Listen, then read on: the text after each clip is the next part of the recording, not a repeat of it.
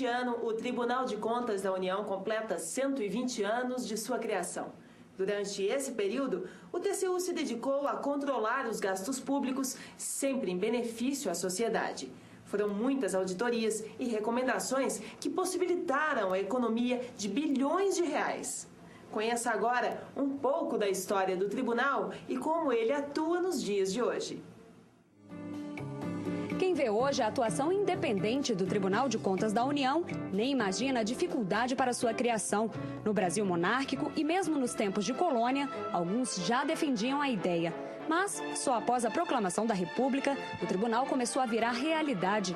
Foi em 7 de novembro de 1890 que se deu a criação do Tribunal de Contas, que quando surgiu nem sequer chamava TCU, era apenas Tribunal de Contas. A criação só foi possível pela atuação de Rui Barbosa, que era o ministro da Fazenda do primeiro governo da República. Apesar de ter sido criado em 1890, se passaram 2 anos até que o Tribunal de Contas fosse efetivamente instalado. E graças ao empenho de outro ministro da Fazenda, Cerzedelo Correia. O Tribunal de Contas inicialmente não era um órgão independente, nem sequer podia julgar as contas dos gestores públicos, apenas emitia pareceres. O poder de julgar só seria conquistado pelo Tribunal de Contas após a ditadura Vargas, em 1946, quando o país respirava os ares de democracia. Como ele foi criado nessa época quase como um departamento do Ministério da Fazenda, ele sempre esteve muito ligado ao Poder Executivo.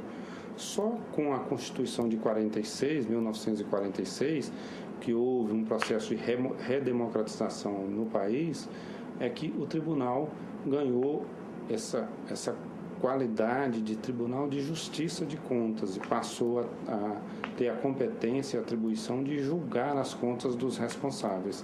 Então, ele examinava a execução orçamentária, ele fiscalizava a execução orçamentária e, ao encontrar alguma impropriedade, ele tinha a atribuição de julgar o responsável por aquele erro.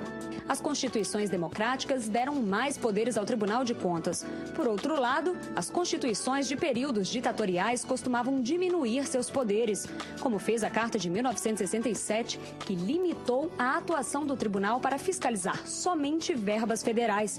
O ponto positivo foi o surgimento da nomenclatura atual, Tribunal de Contas da União.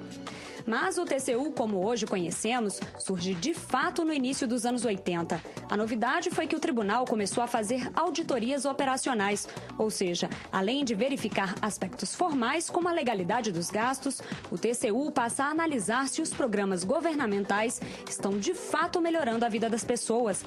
A atuação do então presidente do TCU, o ministro Luciano Brandão, foi importante para consolidar esse novo papel. Um grupo de diretores da casa, com quem eu trabalhava na presidência, propôs que se organizassem as auditorias chamadas programáticas ou de resultados. Fizemos, inclusive, com a ajuda de todos os diretores, um manual de execução dessas auditorias chamadas no início de programáticas. Elas foram tão bem sucedidas e não tiveram